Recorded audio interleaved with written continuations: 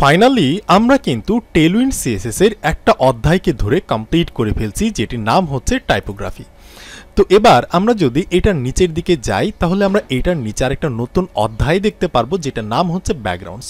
তো এবার আমরা এই ব্যাকগ্রাউন্ডস অধ্যায়টাকে নিয়ে আলোচনা করব। এটার মধ্যে দেখতে পাচ্ছেন অনেকগুলো টপিক আছে, যে background attachment, background clip, background colour, background origin, background position, background repeat, background size, background image, gradient, colour, stops. তো এই ধরনের কিছু টপিক আছে। এবার আমরা এই টপিকগুলোকে নিয়েই আলোচনা করব। তো এই ব্যাকগ্রাউন্ড অধ্যায়ের মধ্যে আমি প্রথমে যেটা দেখব সেটা হচ্ছে এই যে দেখতে পাচ্ছেন ব্যাকগ্রাউন্ড কালার নামের একটা টপিক আছে। তো আমি সিম্পলি এটার উপর একটা ক্লিক করে দিলাম। তো এই টপিকের মাধ্যমে আমরা কি করতে পারবো, আমরা যে কোনো একটা এলিমেন্ট বা যে কোনো একটা ট্যাগকে ধরে তার পিছনে আমরা ব্যাকগ্রাউন্ড কালার সেট করতে পারবো, সেটা যে কোনো কালারই হতে পারে। কিন্তু এখানে দেখেন, এখানে কিন্তু সবগুলা কালার নাই, এখানে কিছু কালার আছে। এই যে দেখতে পাচ্ছেন যে বিজি স্লট টাইপের একটা কালার আছে। এই যে এখানে আপনি দেখতে পাচ্ছেন রাইট সাইডে, আমি যদি স্ক্রোল করি স্টোন টাইপের কালার আছে, রেড টাইপের কালার আছে, অরেঞ্জ টাইপের কালার আছে, অ্যাম্বার টাইপের কালার আছে, ইয়েলো টাইপের কালার আছে। এখানে আপনি বেশ অনেকগুলা কালারই পেয়ে যাবেন, যেগুলো আসলে মূলত ওয়েবসাইটের মধ্যে বেশি ইউজ করা হয়। তবে এখানে যদি আপনি কোনো একটা কালার না পান, ধরেন আপনি ওয়েবসাইটের মধ্যে এমন একটা কালার ইউজ করবেন সেটা এখানে নাই, তো সেই কালারটা তো আমরা ইউজ করার সিস্টেম জানি। একটা সিস্টেম আছে যেটা হচ্ছে ইচ্ছা মতো একটা সিস্টেম, থার্ড ব্র্যাকেটের মধ্যে আমরা দিতে পারি, এটা কিন্তু আমরা আগে থেকে জানি। তাহলে এবার চলেন যে আমরা দেখে নিই যে একটা এলিমেন্টের পিছনে কিভাবে আমরা ব্যাকগ্রাউন্ড সেট করতে পারি, যদিও কিন্তু আমরা এর আগেও দেখছি ছোট্ট করে। তো ধরেন আমি একটা পি ট্যাগ তৈরি করলাম, এখানে ধরেন লরেম থেকে আমি 5 ওয়ার্ডের কিছু টেক্সট আমি নিতে পারি, তো নিয়ে নিলাম, ঠিক আছে।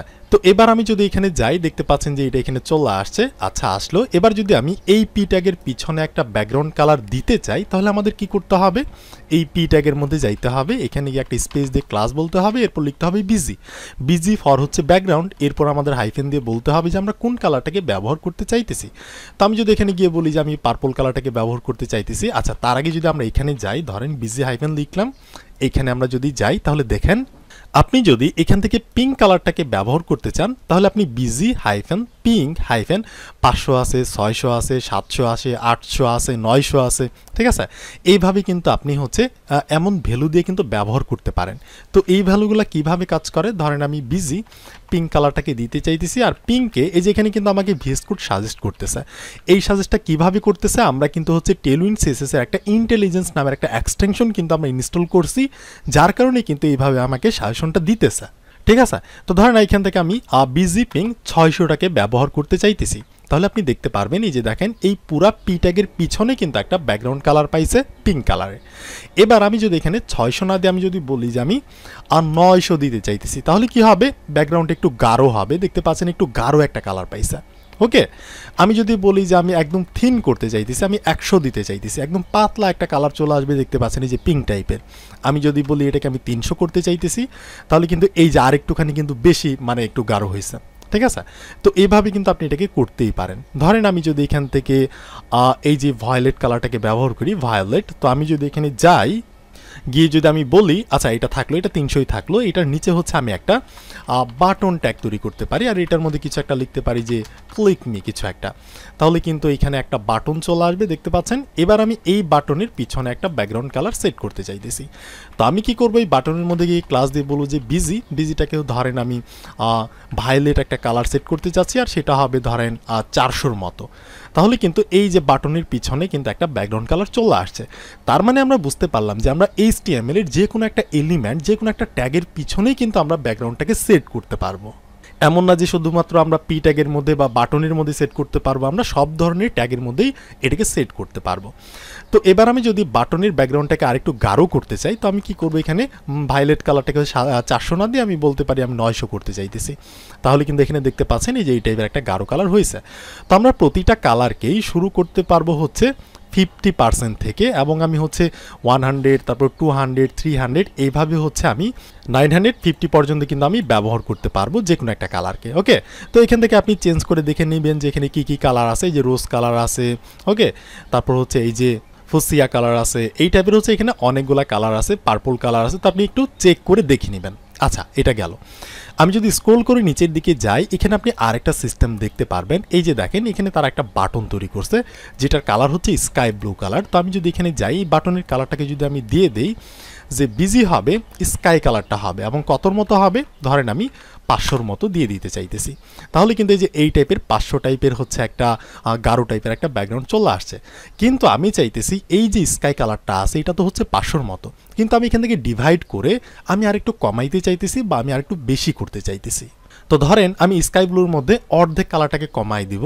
তো আমি যে কাজটা করতে পারি, এখানে তারা দেখেন এই যে ডিভাইড দিয়ে কিন্তু 100 লিখছে, 75 লিখছে, 50 লিখছে। তো আমি যদি এখানে গিয়ে একটা ডিভাইড দিই, একটা স্ল্যাশ দিলাম, এরপর যদি আমি বলি যে আমার যে 500 স্কাই ব্লু যে 500টা আছে এই 500টাকে হচ্ছে আমি ডিভাইড করতে চাইতেছি 50 দিয়ে, তাহলে কি হবে, এই যে কমে গেল, কিন্তু দেখতে পাচ্ছেন 500 থেকে অর্ধেকে কিন্তু চলে আসছে।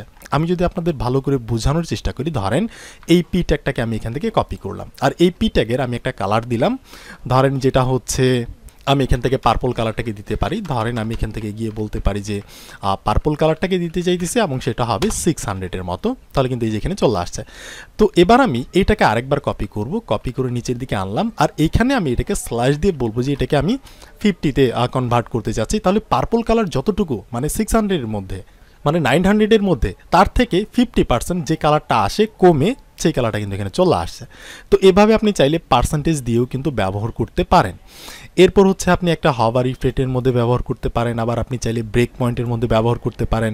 যে ইনিশিয়ালভাবে ব্যাকগ্রাউন্ড কালারটা থাকবে এই যে ব্লু 500, কিন্তু কেউ যদি ব্রেক পয়েন্ট মানে মিডিয়াম ডিভাইসের চাইতে ছোট ডিভাইসে আসে তখন সেটা বিজিটা ব্যাকগ্রাউন্ডটা গ্রিন কালারের 500 টাইপের একটা কালার হয়ে যাবে। তো আপনি একটু ট্রাই করে দেখে নেবেন। অ্যান্ড আপনি চাইলে হচ্ছে কাস্টমাইজ করে তো ব্যবহার করতেই পারেন, তারপর হচ্ছে আপনি চাইলে ইচ্ছা মতো কিন্তু ব্যবহার করতে পারেন। ধরেন আমি এমন একটা কালার ব্যবহার করতে চাইতেছি যেটা এখানে নাই, তো আমি কি করব, আমি সিম্পলি এখানে গিয়ে বলবো যে আমি বিজি ব্যাকগ্রাউন্ড, সেটা আমি একটা হাইফেন দিয়ে একটা থার্ড ব্র্যাকেট দিব, আর এখানে ধরেন আমি কোনো একটা কোড লিখতে পারি, ধরেন কিছু একটা যে একটা কালারের কোড আমি দিয়ে দিলাম যে আমি এই কালারটাকে ব্যবহার করতে চাইতেছি যেটা এই টেলউইন্ড ওয়েবসাইটের মধ্যে নাই। তো আমরা কিন্তু সেটাও করতে পারবো, আমরা চাইলে এই যে কোডের মাধ্যমে করতে পারবো, বা আমরা যদি কালারের নামটা বলে দিই তারপরও কিন্তু কাজ হবে। আচ্ছা, এটা গেল, এটা আমরা বুঝতে পারলাম যে ব্যাকগ্রাউন্ড কিভাবে কাজ করে, ব্যাকগ্রাউন্ড কালারটা কিভাবে কাজ করে। এবার ধরেন আমি যদি এখান থেকে এই যে ব্যাকগ্রাউন্ড যে সাইজ আছে এখানে যদি আমি ক্লিক করি, তাহলে আমরা তো দেখলাম যে আমরা কোনো একটা এলিমেন্টের পিছনে কালার হিসেবে ব্যাকগ্রাউন্ড দিতেই পারি, কিন্তু আমরা চাইলে কোনো একটা এলিমেন্টের পিছনে কিন্তু ব্যাকগ্রাউন্ড হিসেবে আমরা কালার না দিয়ে কোনো একটা ইমেজও কিন্তু ব্যবহার করতে পারি। তো এটা আমরা কিভাবে করতে পারবো, এগুলো কিন্তু আমরা অলরেডি সিএসএস এর মধ্যে দেখে আসছি। তো ধরেন ফর এক্সাম্পল এখান থেকে আমি একটা ডিপ তৈরি করলাম, ঠিক আছে, আর এই ডিভের মধ্যে আমি এখানে গিয়ে একটা স্টাইল অ্যাট্রিবিউট কল করলাম, আর এখানে হচ্ছে আমি একটা ব্যাকগ্রাউন্ড ইমেজ সেট করতে চাইতেছি। তো এই জন্য হচ্ছে আমি ব্যাকগ্রাউন্ড ইমেজ নামের যে প্রপার্টি সেটা আমি দিয়ে দিলাম, আর এখানে আমরা একটা ইউআরএল সেট করে দিব যে আমাদের ইমেজটা কোথায় আছে। তো আমি কি করছি, আমি কিন্তু এখানে একটা ইমেজ নামের একটা ইমেজ কিন্তু এখানে এনে রাখছি, যেটার নাম হচ্ছে এই যে দেখতে পাচ্ছেন ঋত্বিক রোশন ডট পিএনজি নামের একটা ছবি আমি এখানে এনে রাখছি, যেটা HTML ফাইলের উপরেই আছে। তো আপনি চাইলে যে কোনো একটা ছবি ডাউনলোড করে এখানে আনতে পারেন, যে কোনো ছবি আপনি ব্যবহার করতে পারেন। এবার আমাদের কি করতে হবে, ছবিটা কোথায় আছে সেটা লিঙ্ক আমাদের সেট করতে হবে। তো এই জন্য আমাদের এই প্যারেনথিসিস ব্র্যাকেটের মধ্যে সিঙ্গেল কোটেশন বা ডাবল কোটেশন দিতে হবে। এটা দেওয়ার পর এবার দেখেন আমাদের HTML ফাইলটা যেখানে আছে তার উপরেই কিন্তু হচ্ছে আমাদের একটা ছবি আছে। তো আমাদের কি করতে হবে, প্রথমে একটা স্ল্যাশ দিতে হবে, স্ল্যাশ দেওয়ার পর আমাদের ছবিটা কোথায় আছে, এই যে ঋত্বিক রোশন ডট পিএনজি নামের ছবিটাকে, এটাকে আমরা ব্যবহার করতে চাইতেছি। তবে দেখেন এখানে জাস্ট একটু চেঞ্জ, আমরা একটা স্ল্যাশ দিলাম। তো এই স্ল্যাশটা দিতে হবে টেলউইন্ডের বেলায়, অ্যান্ড হচ্ছে আপনি যখন রিয়েক্টের দুনিয়ায় যাবেন তখন আপনাকে এরকম একটা স্ল্যাশ দিতেই হবে, ঠিক আছে। কিন্তু শুধুমাত্র HTML CSS এর বেলায় কিন্তু আমাদের স্ল্যাশ দেওয়া লাগে না। তো এইটা দিয়ে আমরা বুঝাইলাম যে আমরা HTML ফাইল থেকে উপরের দিকে বাইরে বের হইলাম, তারপর হচ্ছে আমরা এখানে একটা ছবি পেয়ে গেলাম, ঠিক আছে। আচ্ছা, আমরা এই ছবিটাকে পাইলাম। এবার আমরা যদি আমাদের ওয়েবসাইটে যাই তাহলে কিন্তু আমরা ছবিটাকে দেখতে পারবো না। কেন দেখতে পারবো না, কারণ আমাদের যে ডিপটা আছে এই ডিভের ফিক্স কোনো হাইট বা কোনো উইথ নাই, যার কারণে আমরা দেখতে পারতেছি না। তো চলেন এই ডিভের আমরা হচ্ছে একটা উইথ সেট করি, একটা হাইট সেট করি।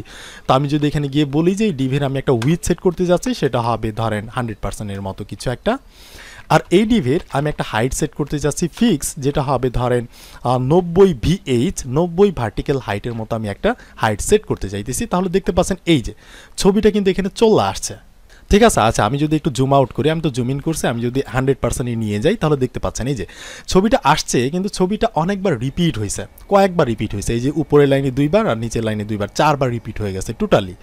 তো এবার আমি চাইতেছি যে ছবিটা আসছে ঠিক আছে, কিন্তু আমি এটাকে রিপিট করব না, এটাকে হচ্ছে আমি রিপিট করা ছাড়াই ইউজ করব। তো এই জন্য আমাদের কি করতে হবে, এই যে দেখেন ব্যাকগ্রাউন্ড রিপিট নামের একটা টপিক আছে, এখানে আমি ক্লিক করব।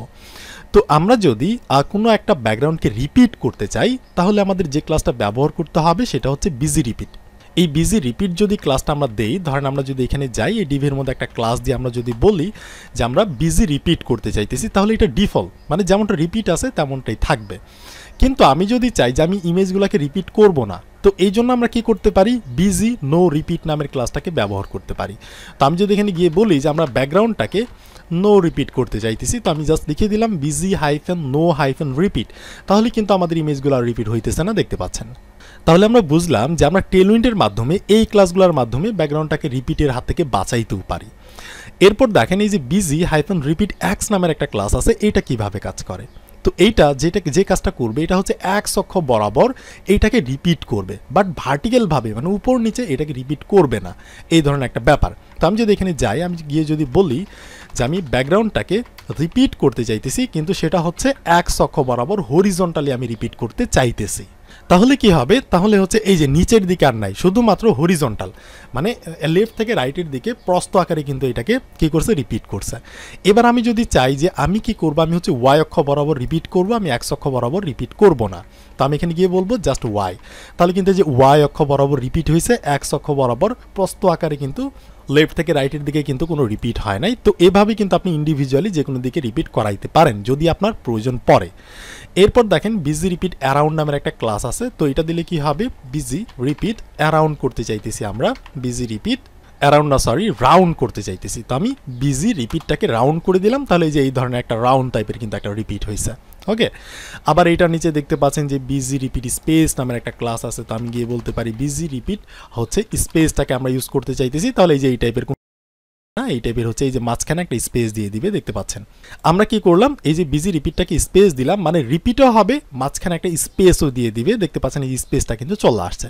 তো আপনার যদি কখনো এমনটা করার প্রয়োজন পড়ে তখন আপনি হচ্ছে এখানে একটা স্পেস দিয়ে দিবেন। আমি যদি স্পেসটা না দিতাম তাহলে কিন্তু রিপিট হইতো, বাট মাঝখানে কিন্তু কোনো স্পেস থাকতো না, দেখতে পাচ্ছেন স্পেসটা কিন্তু নাই। আচ্ছা, আমরা বুঝতে পারলাম যে আমরা ব্যাকগ্রাউন্ডটাকে এভাবে করতে পারি। আচ্ছা, এবার আমি চাইতেছি যে বিজিটাকে নো রিপিট করতে, সো আমি রিপিট করতে চাইতেছি না, এই জন্য হচ্ছে আমি রিপিট করলাম না। এরপর এখানে দেখেন এটার নিচে হচ্ছে ব্যাকগ্রাউন্ড সাইজ নামের একটা টপিক আছে, আমরা চাইলে ব্যাকগ্রাউন্ডের সাইজটাকে কিন্তু ডিফাইন করে দিতে পারি যে সাইজটা কেমন হবে, অটো হবে নাকি কভার হবে নাকি কন্টেইন হবে।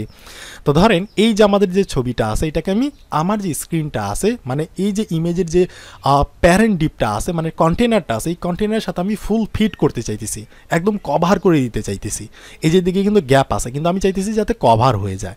তো এই জন্য হচ্ছে আমি এই ক্লাসটাকে ব্যবহার করতে পারি বিজি কভার। তো আমি যদি এখানে গিয়ে বলি যে আমি বিজিটাকে কভার করতে চাইতেছি, তাহলে কিন্তু সম্পূর্ণ ছবিটাকে সে কি করবে, টেনে দিয়ে কিন্তু একদম ফিটিং করে দিবে। এই যে ইমেজের যে কন্টেনারটা আছে, যে ডিপটা আছে, তার সম পরিমাণ কিন্তু টেনে এটাকে বড় করে দিছে। এবার দেখেন এই যে নিচের দিকে একটু গ্যাপ আছে না, তো আমি চাইলে এখানে এই যে হাইটটাকে 90 ভার্টিক্যাল হাইট দিছি না, বলতে পারি যে 100 ভার্টিক্যাল হাইট আমি দিতে চাইতেছি। তাহলে আমাদের ভিউ যে পোর্টটা আছে এই ভিউ পোর্টটাকে সে কভার করে নিবে, এখানে আর কোনো গ্যাপ সে রাখবে না। তো আমরা চাইলে এইভাবে কিন্তু এটাকে কভারও করতে পারি। আবার আমরা যদি বলি যে আমি হচ্ছে এখান থেকে বিজিটাকে কভার করব না, আমি এখান থেকে হচ্ছে বিজিটাকে অটো করব, মানে অটো যেভাবে নেয় সেভাবে আমি করতে চাইতেছি, তাহলে এই যে এই রকম হবে। আমি যদি বলি যে এটাকে কন্টেইন করতে চাইতেছি, তাহলে কিন্তু এই যে কন্টেইন টাইপের হইলো। কিন্তু আমি যদি বলি যে না আমি এটাকে কভার করব, তাহলে কিন্তু এটা কভার হয়ে যাবে। তাহলে আমরা এই টপিকের মধ্যে থেকে এই যে ক্লাসগুলোকে কিন্তু আমরা দেখে নিলাম। এরপর দেখেন এখানে ব্যাকগ্রাউন্ড পজিশন নামের একটা টপিক আছে, এই পজিশনটা কি কাজ করে।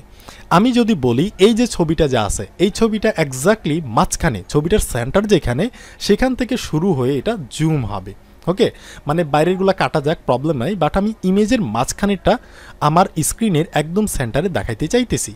তো এই জন্য আমি যে ক্লাসটা ব্যবহার করতে পারি সেটা হচ্ছে বিজি সেন্টার।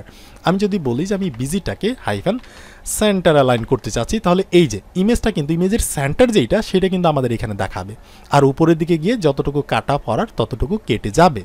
ওকে, এরপর আমি যদি চাই যে আমি হচ্ছে ইমেজটাকে শুরু করতে চাইতেছি, ধরেন বিজিটাকে আমি সেন্টার না, আমি লেফট থেকে শুরু করতে চাইতেছি, তাহলে ছবির যে লেফট সাইড সেখান থেকে শুরু হবে ডিফল্টভাবে। এরপর আমি যদি চাই যে টপ রাইট এভাবে কিন্তু আমি ইউজ করতে পারি। আমি যদি বলি এটাকে আমি রাইট থেকে শুরু করতে চাইতেছি তাহলে রাইট থেকে শুরু হবে। আমি যদি বলি এটাকে টপ থেকে শুরু করতে চাইতেছি তাহলে এই যে টপ থেকে মানে নিচের দিকে যতটুকু কাটা যায় কাটবে, কিন্তু উপরের টুকুকে দেখাবে সে ফিক্সভাবে এইরকম। আমি যদি বলি যে আমি বটমটাকে দেখাতে চাইতেছি, এই যে বটম তা দেখাবে, উপরের দিকে কাটা গেল নো প্রবলেম, কিন্তু বটমটাকে সে দেখাইছে। আর আমি যদি বলি যে না ছবিটাকে সেন্টার থেকে আমি দেখাবো, তো আমি সেন্টার থেকে দেখাইতেই পারি। ওকে, তাহলে কিন্তু আমরা এই টপিকটাকেও কমপ্লিট করে নিলাম।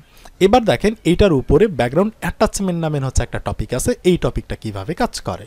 তো এই টপিকটা যেভাবে কাজ করে এখানে কিন্তু তারা এক্সাম্পল দেখাই দিচ্ছে। এই যে দেখতে পাচ্ছেন, আমরা চাইলে ব্যাকগ্রাউন্ডটাকে ফিক্স করে রাখতে পারবো, কিন্তু তার উপরে যদি কোনো কন্টেন্ট থাকে সেটা হচ্ছে স্ক্রোল হবে, কিন্তু আমাদের ব্যাকগ্রাউন্ডটা স্ক্রোল হবে না। তো এই জন্য আমরা যে ক্লাসটা ব্যবহার করব সেটা হচ্ছে বিজি ফিক্সড। তো চলেন আমরা এটা করে নিই। আমি যদি এখানে গিয়ে বলি, আচ্ছা তার আগে এই যে এখানে আমাদের যে ডিপটা আছে না, এই ডিপের মধ্যে হচ্ছে আমি লরেম থেকে ধরেন 1000 ওয়ার্ডের কিছু টেক্সট আমি নিয়ে নিলাম, তাহলে আপনাদের বুঝতে সুবিধা হবে। এবার আমি যদি যাই, দেখতে পাচ্ছেন এটার উপরে কিন্তু 1000-এর মতো একটা কিছু টেক্সট আছে। আমি স্ক্রোল করতেছি, এটা কিন্তু ব্যাকগ্রাউন্ডটা সহ কিন্তু উপরের দিকে চলে যাইতেছে। তো এবার আমি যদি এখানে গিয়ে বলি এই যে ডিপটা, এই ডিপের ক্লাসের মধ্যে গিয়ে যদি আমি বলি, এই যেখানে গিয়ে দেখবো আমাদের কি লিখতে হবে, বিজি ফিক্সড। তো আমি যদি বলি যে বিজিটাকে হচ্ছে আমি ফিক্সড করতে চাইতেছি, তাহলে এবার যদি আমি স্ক্রোল করি তাহলে দেখতে পাচ্ছেন শুধুমাত্র টেক্সটটা কিন্তু স্ক্রোল হইতেছে, আমাদের ব্যাকগ্রাউন্ডটা কিন্তু স্ক্রোল হইতেছে না। তো আপনি চাইলে এই ধরনের স্টাইলও কিন্তু করতে পারেন। ওকে, এরপর আপনি চাইলে বিজি লোকাল এটা দিলে ডিফল্ট। আমি যদি এখানে গিয়ে বলি যে আমি বিজিটাকে হচ্ছে লোকাল করতে চাইতেছি, তাহলে কিন্তু এটা ডিফল্ট আগের মতোই থাকবে। এরপর আপনি চাইলে হচ্ছে বিজিটাকে স্ক্রোল করতে পারেন। সো আমি এখানে গিয়ে বলতে পারি বিজিটাকে স্ক্রোল করতে চাইতেছি, তাহলে হচ্ছে ব্যাকগ্রাউন্ড সহ স্ক্রোল হবে, এই টাইপের কিছু একটা। ওকে, তো আমরা যদি ফিক্স করতে চাই তো আমরা ফিক্স করতে পারি এখানে ফিক্স, তাহলে কি হবে, ব্যাকগ্রাউন্ডটা নড়াচড়া করবে না, জাস্ট আমাদের টেক্সটটা কিন্তু নড়াচড়া করবে। তাহলে আই হোপ আমি আপনাদের বোঝাতে পারছি যে এই ক্লাসগুলো কিভাবে কাজ করে। তো এই ভিডিওটা এতটুকুই থাকছে। এর পরের ভিডিওতে হচ্ছে আমরা এই ব্যাকগ্রাউন্ড অধ্যায়ের মধ্যে আরও যে বাকি টপিকগুলো আছে, এই যে ব্যাকগ্রাউন্ড ক্লিপ, ব্যাকগ্রাউন্ড অরিজিন, তারপর হচ্ছে ব্যাকগ্রাউন্ড ইমেজেস, এইগুলো নিয়ে আমরা আলোচনা করব। ব্যাকগ্রাউন্ড ওই যে গ্রেডিয়েন্ট, কালার স্টপস, তো এইগুলো নিয়ে আমরা এর পরের ভিডিওতে আলোচনা করব। তো দেখা হচ্ছে এর পরের ভিডিওতে।